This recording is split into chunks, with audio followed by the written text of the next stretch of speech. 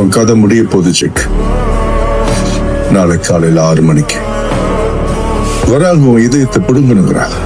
ஆனா நான் மிலிட்டரிக்கான சுட்டுதான் கொள்வேன். சான்ஃபிரிட்ஜோ இத மக்களோட தீர்ப்புன்னு சொல்லிப்பான். இது நமக்குள்ள இருந்த பகை.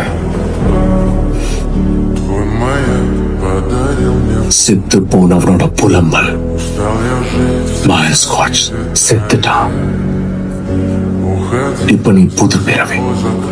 இந்த உலகத்தை நின்னு கவனி. இது எல்லாத்தையும் கோட்டு சுட்டு போட்டவங்களால புரிஞ்சுக்க முடியாது. இந்த உலகத்தை கவனி. அது நீயே உணர்வ.